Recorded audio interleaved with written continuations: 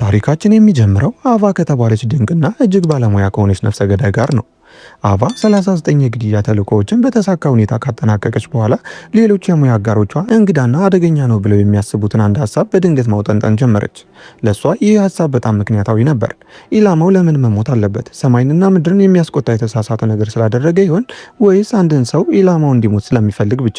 ይህንን መልስ ለማግኘት በማሰብም በ40ኛው የግድያ ተልእኮዋ ወቅት ኢላማዋን ከመግደሏ በፊት ይህንኑ ጥያቄ ጠየቀችው። ባልተጠበቀ ሁኔታ ግን በእሷና በኢላማው መካከል የተደረገውን ይህንን ውይይትና የእሷን እንቅስቃሴ እንድትከታተል ኃላፊነት የተሰጣት ሌላ ነፍሰ ገዳይ በድብቅ እየሰማች ነበር። ይህችም ሰላይ አቫ ከተጠቂው ጋር የምታደርገውን ያልተለመደ ባህሪ ለኩባንያው አስተዳደር ሪፖርት አደረገች። የኩባንያው አስተዳደር አንድ ነፍሰ ገዳይ ተልእኮውን ሲያከናውን ጸጥታን መምረጥ እንዳለበትና ማንነቱን ከማጋለጥ ለመቆጠብ ከኢላማው ጋር በፍጹም መነጋገር እንደሌለበት አጥብቆ ያምናል። አቫም ተልእኮዋን ከጨረሰች በኋላ በአማካሪዋ ዱክ በኩል ከአስተዳደሩ የተላከ ከባድ ማስጠንቀቂያ ቢደርሳትም መጀመሪያ ላይ ለዚህ ማስጠንቀቂያ ብዙም ትኩረት አልሰጠችውም። ምክንያቱም ተልእኮዋን በትክክልና በጥራት እስከጨረሰች ድረስ ማንነቷ መገለጡ ምንም ለውጥ አያመጣም ብላ ታስባለች። የራሷን ህይወትም እንደ ግልጽ ምሳሌ ታየዋለች። በአንድ ወቅት የእጽ ሱሰኛና ሰካራም ነበረች። ነገር ግን ወደ ጦር ሰራዊት ከተቀላቀለች በኋላ እጅግ በጣም ጥሩ ወታደር ሆና ብዙ ጀግንነቶችን ፈጽማ በርካታ ሜዳሊያዎችን አግኝታለች። ወደ ነፍሰ ገዳይነት ከተቀየረች በኋላም ቢሆን አንድም ተልእኮ ተስኗት አያውቅም።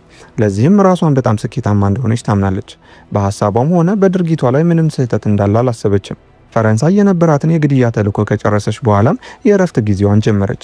ለ8 ዓመታት ርቃው ወደ ነበረችው ትውልድ ከተማዋ ቦስተን ለመመለስም ዝግጅቷን አጠናቀቀች። ነገር ግን ባልተጠበቀ ሁኔታ ቦስተን እንደደረሰች አንድ ነፍሰ ገዳይ እሷን ለ24 ሰዓታት እንዲከታተላት ትዕዛዝ ተሰጥቶት በድብቅ ይከታተላት ጀመር። ይህ በእንዲህ እንዳለ ግን አማካሪዋ ዱክ አንድ ሰው በድብቅ የጥንቃቄ ፓኬጅ ለአቫ እንዲልክ አደረገ። እሷም ወደ ሆቴሏ ስትገባ ፓኬጁን አገኘችው። በውስጡም ገንዘብ፣ የመታወቂያ ሰነዶችና ለራስ መከላከል የሚሆን ሽጉጥ ነበር። ቦስተን የአቫ ትውልድ ከተማ ብትሆንም ከ8 ዓመታት በፊት ከሸሸች በኋላ ተመልሳ አታውቅም። ሆቴል ውስጥ ከተረጋጋች በኋላም ቀጥታ ወደ አንድ የምሽት ክለብ አመራች። ክለቡ ውስጥ አንድ የሙዚቃ ባንድ የሚጫወት ሲሆን የቡድኑ መሪ ዘፋኝ ደግሞ የአቫ ጁዲ ናት። ጁዲ እህቷን ስታያት በጣም ብትደሰትም ድንገተኛ መምጣቷ ግን ትንሽ አስጨንቋታል። ከ8 ዓመት የቤት መጥፋት በኋላ እህቷ በመታየቷ ደስታዋ ቢበዛም ውስጧ ግን ሰግቷል። ምንም እንኳን በእነዚያ 8 ዓመታት ውስጥ ሁለቱ እህታማቾች በየ6 ወሩ ስልክ ቢነጋገሩም በአካል ግን ተገናኝተው አያውቁም። ነገር ግን ይበልጥ የጁዲ ጭንቀት የመነጨው ለዚህ ብቻ አልነበረ። ማይክ የተባለው የአሁኑ የጁዲ የወንድ ጓደኛ ከ8 ዓመት በፊት የአቫ ፍቅረኛ የነበረ ሲሆን አቫ ከተፋች በኋላ ግን ስለ እሷ ዜና ለመጠየቅ ብዙውን ጊዜ ወደ ቤታቸው ይመጣ ስለነበር ቀስ በቀስ በመሃል ያለው ነገር አድጎ የፍቅር ግንኙነት ጀመሩ። ነገር ግን እህቷ አሁን ስለተመለሰች ማይክን ዳግም ትወስድብኛለች የሚል ከፍተኛ ፍርሃት አድሮባታል። ሆኖም ይህንን ሀሳብ ወደ ጎን በመተው እናታቸው ታማ ሆስፒታል እንደተኛችና በሚቀጥለው ቀን ሊጠይቋት እንደሚገባቸው ነግራት ሁለቱ ታማቾች እየተራመዱና እየተጨዋወቱ ሳለ አቫን እንዲከታተላት የተላከው ክላይን የተባለው ገዳይ ፎቶ እያነሳ ቢከታተላቸውም አቫ ግን የተቃዋሚዋን መኖር አላስተዋለችውም። በማግስቱ ጠዋትም አቫና እህቷ እናታቸውን ለመጠየቅ ወደ ሆስፒታል ሲሄዱ አቫን ያስገረማት ነገር ቢኖር እናቷ ለብዙ ዓመታት ወደ ቤት ባለመመለሷ ምንም አይነት ወቀሳ ለማቅረቧ ነበር። ይልቁንም በአቫ በጀዲና በማይክ መካከል ያለውን የተወሳሰበ የፍቅር ግንኙነት ለመፍታት አብረው ምሳ በልተው እንዲነጋገሩ ሀሳብ አቀረበች። በዚህ መሃል ግን የኩባንያው አስተዳደር ከአቫ ጋር የተፈጠረውን ችግር ለመፍታት መንገድ ሲያጣ በድንገት ሌላ የግድያ ተልዕኮ አዘጋጀላት። አዲሱ ኢላማም ሪያድ ሳውዲ አረቢያ ውስጥ የሚገኝ አንድ ጀነራል ስለነበር አቫ ወዲያውኑ ትዕዛዟን ተቀብላ ወደ ሪያድ በረረች። ከአውሮፕላን እንደወረደችም ኩባንያው ባዘጋጀላት የሐሰት ማንነት በመጠቀም ወዲያውኑ ወደ ስራዋ ገባች።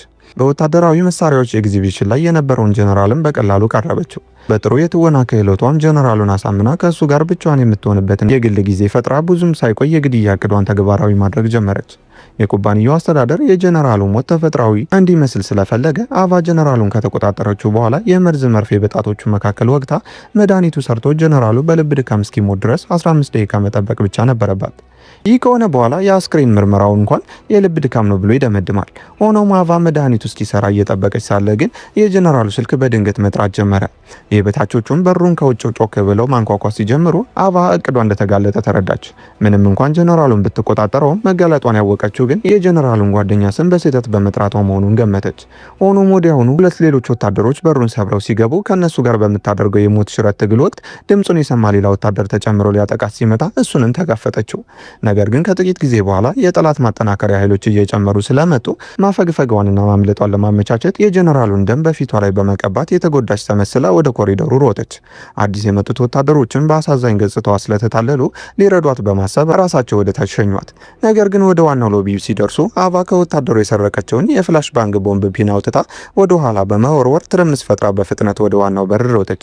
ምንም እንኳን ከፊት ለፊቷ ወታደሮች ቢኖሩም በከፍተኛ የውጊያ ችሎታዋና ፈጣን ምላሿ ጥይቶችን እያመለጠችና ሽጉጦችን እያቀያየረች ከበባውን ሰብራ ከህንፃው በደህና ወጣች። ሆኖም ወዲያውኑ ወደ አሜሪካ አልተመለሰችም። በአንጻሩ ወደ ፈረንሳዩ ኖርማንዲን የባህር ዳርቻ ተጉዛ አማካሪውን ዱክን አገኘችው። መጀመሪያ ላይ ተልእኮውን በተባለው መንገድ ስላላጠናቀቀች ኩባንያው እንደሚጠይቃት ስላወቀች ተጨንቃ ነበር። ነገር ግን ለችግሩ መፈጠር ምክንያት የሆነው የተሳሳተው የጀነራሉ ጓደኛው ስም መረጃ መሆኑን ስትረዳ በጣም ተናደደች። ሆኖም ዱክ ይቅርታ ሲጠይቃት እንደ አባት ስለምታየው ቁጣዋ በረደላት። ነገር ግን ቀጥሎ የተናገረው ነገር አቫን ዳግም አበሳጫት። ምክንያቱም እሱም ልክ እንደ አስተዳዳሪነቱ አቫ ከኢላማዎቹ ጋር የምታደርገው ውይይት አሳስቦት ነበር። ቢሆንም በዚህ መሃል አንድ መልካም ዜና ነገራት። ይህም የአቫ ባዮሎጂካል አባት መሞቱ ነበር። የገዛ አባቷ ሞት እንዴት መልካም ዜና ሊሆን ይችላል ለሚለው ጥያቄ ግን ትዕይንታችን የሚያስመለክተን ሲሆን አቫ ዱክን ከተሰናበተችው በኋላ ይፋዊ የእረፍት ጊዜዋን ለመቀጠል ወደ ቦስተን ተመለሰች። ሆኖም ቦስተን እንደደረሰች ክሊን የተባለው ገዳይ አሁንም በድብቅ እየተከታተላት እንደነበር አላስተዋለችም። ምክንያቱም የአንድ ሰው ድንገተኛ መታየት መረጋጋቷን ነስቷት ነበር። ያ ሰው የቀድሞ የወንድ ጓደኛዋ ማይክ ሲሆን ሁለቱ ሆስፒታል ውስጥ ድንገት በመገናኘታቸው አቫ ማምለጥ ስላልቻለች ፊት ለፊት ተጋፈጠችው። ነገር ግን ጁዲ ሁለቱን አብረው በማየቷ በጣም ቢያበሳጫትም እንደ ድል ሆኖ ብልህ የሆነችው እናታቸው ጣልቃ ገብታ የሶስቱን ውጥረት አረገበችው። አቫም ነፃ ጊዜ ስታገኝ ቦስተን በሚገኝ የድጋፍ ቡድን ስብሰባ ላይ ተገኘች። ስብሰባው ላይም ለመጀመሪያ ጊዜ በእሷና በአባቷ መካከል ስለነበረው ጥልቅ ቂም ለማያውቋቸው ሰዎች ተናገረች። ታሪኩም የአቫ አባት ከሌላ ሰው ሚስት ጋር በድብቅ የፍቅር ግንኙነት ነበረው። አቫም ገና የ14 ዓመት ልጅ ሳለች ይህንን ጉድ በማወቋ አባቷ ሚስጥሩን ለሚስቱ ማለትም ለእናቷ እንዳትናገር ለማድረግ $1000 ጉቦ ሰጣት።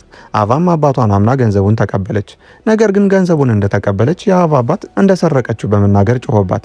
ለሚስቱም ሌባ እንደሆነችና እጽ እንደምትጠቀም ነገራት።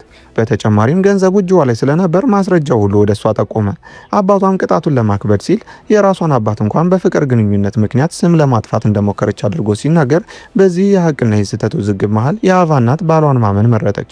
ከዚያን ጊዜ ጀምሮ ከእሷ መራቅ ጀመሩ። እሷም በቤተሰቡ ውስጥ ተቀባይነት የሌላት ልጅ ስለሆነች ለ2 ዓመታት በችግርና በእጽ ሱሰኝነት ውስጥ ካቆየች በኋላ በመጨረሻም ራሷን አሸንፋ በጸጥታ ከቤት በመውጣት ወደ ውትድርና ገባች። በሌላ በኩል ዱክ አቫን እንደ ራሱ ልጅ ነበር የሚያያት። ከጥቂት ዓመታት በፊትም የእሷን ፍትህ ለማምጣት ሲል አባቷን በድብቅ የገደለው ራሱ ሲሆን ሞቱ ለአቫ መልካም ዜና የሆነውም ለዚህ ነበር።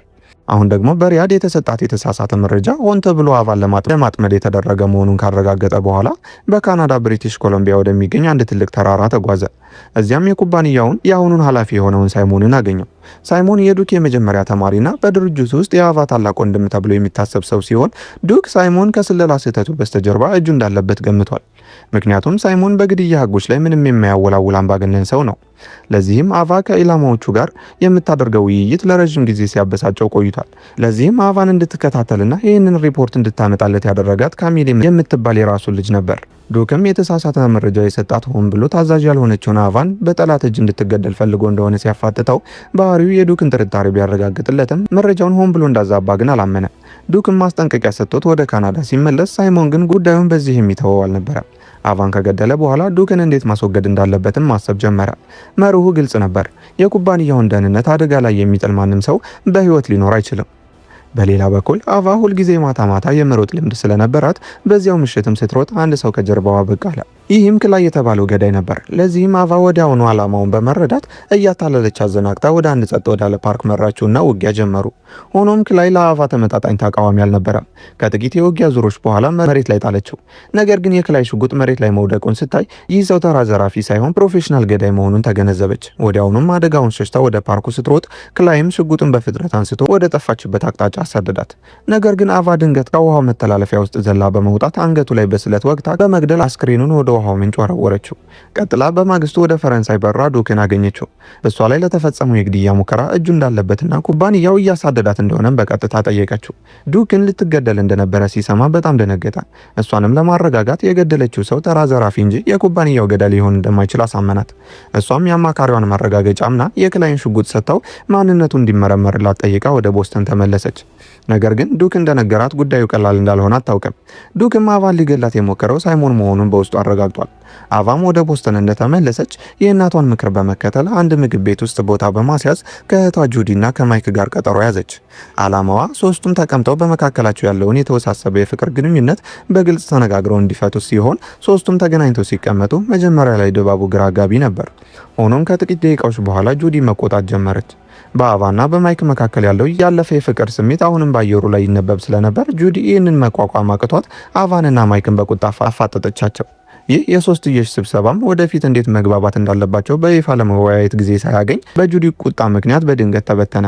ነገር ግን በዚያው ምሽት ጁዲ የእህቷን አቫን የሆቴል በር ክፍል አጥብቃ በማንኳኳት ማይክ ሌሊቱን ሙሉ ወደ ቤት እንዳልተመለሰ በጭንቀት ስትነግራት አቫ ማይክ አሁንም የቁማር ሱሰኝነቱን እንዳላቆመ ስታውቅ በልቧ ውስጥ ጥልቅ ሆኖ የነበረው የአሮጌ የፍቅር ስሜት እንደገና መነሳት ጀመረ። በተመሳሳይ ሰዓት ማይክ የት እንደሄደን በትክክል ገመተች። ነገር ግን በዚህን ጊዜ ከስህተቷ ተምራለች። ለእህቷ ማይክ የት እንዳለ ሳትነግራት አረጋግታት በጸጥታ ሆቴሉን ለቃ በድብቅ ወደሚሰራው የመሬት ውስጥ ቁማር ቤት አመራች።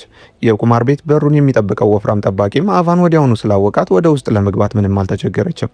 እሷም ወደ ውስጥ እንደገባች ማይክ አንድ የቁማር ጠረጴዛ ላይ ተቀምጦ አየችው። ከማይክ አጠገብ ደግሞ የቁማር ቤቱ ባለቤት የሆነችው ቶኒ ነበረች። ቶኒና አቫ ከድሮ ጀምሮ በደንብ የሚተዋወቁ ሰዎች ስለነበሩ አቫ ወደ ካሲኖ ዘልቃ በመግባት ቶኒና ማይክ ወዳሉበት ጠረጴዛ ተጠጋች። ቶኒ አቫን ስታያት በትህትና የተቀበለቻት ቢመስልም አቫ ግን ለቶኒ ምስጋና የሚሆን ፍላጎት አልነበራትም። ይልቁንም ማይክን ከዚያ ቦታ ይዛው ለመውጣት ሞከረች። ሆኖም ቶኒ ማይክ እንዲሄድ አልፈቀደችለትም። ምክንያቱም ማይክ የቶኒ ከፍተኛ የገንዘብ ዕዳ ስለነበረበት ሰዎቿ ማይክን በኃይል እንዲይዙ ስታዝ አቫን በመጨረሻ እርምጃ ለመውሰድ ተገደደች። በቅጽበትም ጠባቂዎችን በከፍተኛ ብቃት ተቆጣጥራ ቶኒንና ማይክን ድንጋጤ ውስጥ ከተተቻቸው። ሁለቱም ባለፉት 8 ዓመታት አቫ ምን አይነት ስልጠና እንደወሰደችና እንዴት ያለ አስፈሪ የውጊያ ባለሙያ ሆና እንደተመለሰች አያውቁም ነበር። አቫ ግን ያደገችበትን ሰፈር ስለምታውቅና ቶኒም ለቃት የማይክን $80,000 ዕዳ በ3 ቀናት ውስጥ ለመክፈል ቃል ገባችላት። ይህም የገንዘብ መጠን ለሷ ምንም አልነበረም። ይሁን እንጂ ማይክ ዕዳውን ልትከፍልለት መፈለጓን ሲያውቅ በጣም ተናደደ። አሁን የጁዲ እጮኛ እንደሆነና የእሷን ገንዘብ እንደማይፈልግም ነገራት። ጁዲ ምንም አይነት ስህተት እንዳልበደለችና የእሷን ደግነት መረዳት እንደማይችል በመግለጽ ከፍተኛ የስነ ልቦና ጫና ውስጥ ሲከታት አቫ በተወሳሰቡ ስሜቶቿ ተውጣ ወደ ሆቴሏ ተመለሰች። ሆቴል ውስጥ ያለውን መጠጥ ቤት ስታይም ለ8 ዓመታት አቁማው የነበረው የመጠጥ ፍላጎቷ በድንገት አገረሸባት። አልኮልም መንካት የሚያስከትለውን ከባድ ውጤት ብታውቅም ከራሷ ጋር ከፍተኛ ትግል አድርጋ በመጨረሻው ሰከንድ የመጠጣት ፍላጎቷን ተቆጣጥራ ወደ ክፍሏ ወጣች። በሌላ በኩል አማካሪዋ ዱክ አቫን ሊገላት የሞከረው ገዳይ የራሳቸው ኩባንያ አባል መሆኑን አረጋገጠ። ሳይሞን ሁሉንም ነገር በድብቅ ያደረገ ቢመስለውም ዱክ ግን እውነቱን ስለደረሰበት ሳይሞን እቅዱ መክሸፉን ሲረዳ ሴት ልጁ ካሚል የአቫን የመረጃ መዝገቦች እንድትሰርዝ ነገራት። በዚህ መልኩም ራሱን ከችግር ለማውጣት ቢሞክርም ዱክ ግን ዝም ብሎ የሚቀመጥ ሰው አልነበረም። ለውስጣዊ ጽዳትም ተዘጋጀ። ሆኖም ሳይሞን ቀድሞት ነበር። ሽጉጡን የያዘችው የሳይሞን ልጅ ካሚል በዱክ ጭንቅላት ላይ አነጣጠረች። ሆኖም በዚህ የጭንቀት ሰዓት የሳይሞን ታናሽ ልጅ ወደ ክፍሉ ሮጣ ገባች። ዱክንም በጣም ስለምትወደው ወዲያውኑ አቀፈችው። ነገር ግን የትንሿ ልጅ መገኘት ለጊዜው ትዕይንቱን ወደ ሰላም ቢቀይረውም ቆይታው ረዥም አልነበረም። ሳይሞን ትንሿ ልጅ እንዲወስዷት ካደረገ በኋላ ክፍሉ ውስጥ ከፍተኛ ውጥረት ነገሰ። ዱክም ወደ ኋላ ማፈግፈግ አልፈለገም። ሳይሞንም ወዲያውኑ ጥቃት ሲዘነዝር ዱክ አስተማሪው ቢሆንም በእድሜው ምክንያት የሳይሞንን ጥንካሬ መቋቋም አቃተው። በውጊያው መሃል ድምጽ ሰምተው የመጡትን ሌሎች ጠባቂዎች ቢረታቸውም ከሳይሞን ጋር የነበረው ግብግብ ግን አድካሚ ነበር። ሲሞንና ዱክ በህይወትና በሞት መሃል የሚደረግ ግጭት አጋጠማቸው። በመጨረሻም አዛውንቱ ዱክ ተማሪውን ማሸነፍ አልቻለም። ሳይሞንም አቫን የበለጠ ለማሰቃየት በማሰብ የዱክን አሳዛኝ ሞት በስልኩ መቅዳት ጀመረ። ዱክን ለአቫ የሚተውላት ነገር ካለ ከጠየቀው በኋላ በሰንሰለት አስሮ ውሃ ውስጥ በመክተት ጭካኔ በተሞላበት መንገድ ገደለው። ቀጥሎም አቫን ለማስወገድ ወደ ቦስተን አመራ።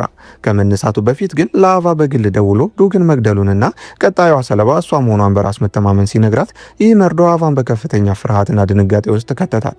ዱክ ውሃ ውስጥ ሲጎተት የሚያሳይ ቪዲዮ ስታይም መቋቋም አቃታት። በተስፋ መቁረጥ ስሜት ውስጥ ሆና ወደ መጠጥ ካቢናዋ በመሄድም ራሷን መቆጣጠር እስኪያቅታት ድረስ መጠጣት ጀመረች። በመሃል ግን በዚህ መጥፎ ስሜት ውስጥ ሆና ወደ እናቷ ቤት ስትሄድ እናቷ ከሆስፒታል ተመልሳ ነበር። አቫም ስለ አባቷ ሞት እውነቱን ልትነግራት ብትሞክርም እናቷ ቀደመቻት። ባለቤቷ ማለትም የአቫ አባት ምን አይነት መጥፎ ሰው እንደነበረና አቫን በሐሰት እንደከሰሳት ታውቅ እንደነበረም ገለጸችላት። ይሁን እንጂ ለገዛ ደስታዋ ስትል ግን አቫን ጥላት እንደሄደች በመናገር በከፍተኛ ጸጸት ይቅርታ ጠየቀቻት። ይህም ለአቫ ያልተጠበቀ እፎይታን ሰጣት። ሆኖም ወደ ሆቴል ክፍሏ ተመልሳ እየጠጣች ሳለ ግን ሳይሞን ድንገት በር ሰብሮ ሲገባ አቫ ሰክራ ቢሆንም በሁለቱም መካከል ከባድ የተኩስ ልውውጥ ተጀመረ። በመሃል ጥይት ሲያልቅባቸው ግን የእጅ ለእጅ ግጥሚያ ጀመሩ። ሁለቱም በተመሳሳይ አማካሪ ስለሰለጠኑ ውጊያቸው እጅግ አስደናቂና ሚዛናዊ ነበር።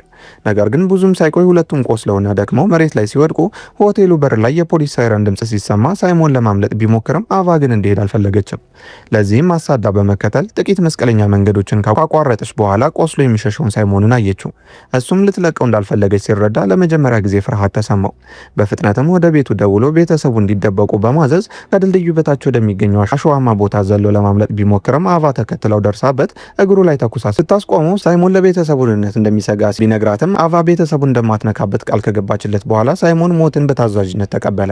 አቫም እሱን በመግደል ለዱክ ከተበቀለች በኋላ ወደ እህቷ ቤት በመሄድ ጁዲና እናታቸው ወዲያውኑ ሀገር ጥለው እንዲወጡ ነገረቻት።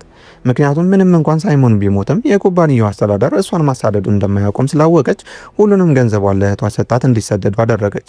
እሷም የስደት ህይወቷን ጀመረች።